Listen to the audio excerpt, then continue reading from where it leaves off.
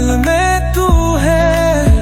সালমান খানের ভক্তরা সালমান খানের ব্যক্তিগত জীবন নিয়ে অনেকেই জানতে চায়, কিন্তু এই সব কিছু নিয়ে সেভাবে কখনো কথা বলেননি বলিউড সুপারস্টার সালমান খান।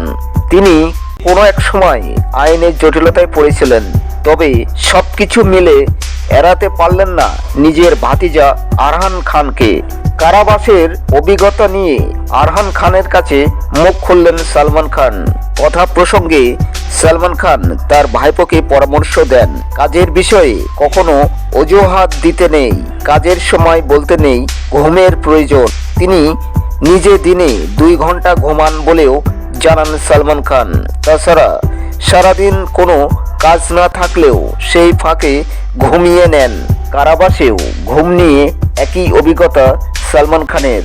পডকাস্টে সালমান খান বলেন, আমি ক্লান্ত, কিন্তু সেটা বললে চলবে না, উঠে পড়তে হবে। যতই ক্লান্ত থাকো, ঘুমাতে পারছো না, ঘুমিও না।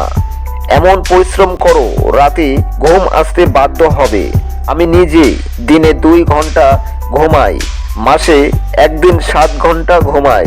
এরপর সালমান খান আরও বলেন, মাঝে মধ্যে শুটিংয়ের ফাঁকে 5-7 মিনিট বিরতি পেলে চেয়ারে বসে ঘুমিয়ে নিই।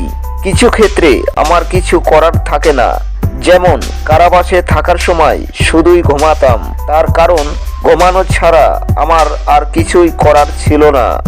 তাই পরিবার বা কাজের বিষয় এলে কখনো হাল ছেড়ো না, লেগে থাকো। পরিবার ও বন্ধুদের পাশে সবসময় থাকবে।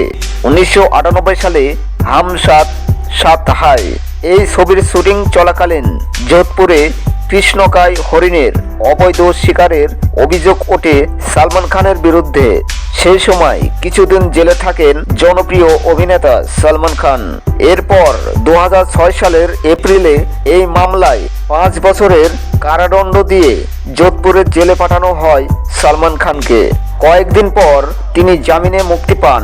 2018 সালে যোধপুরের নগর দায়রা আদালত সেই সম্পর্কিত একটি মামলায় সালমান খানকে দোষী সাব্যস্ত করেন এবং কারাদণ্ড দেন। পরে হাইকোর্ট জামিনে মুক্তি দেন সালমান খানকে। জামিন মেলার আগে কয়েকদিন সংশোধনাগারে কাটিয়েছেন সালমান খান। বন্ধুরা, ভিডিওটি যদি ভালো লাগে তাহলে চ্যানেলটি সাবস্ক্রাইব করে পাশে থাকেন। मेरा मासूम है।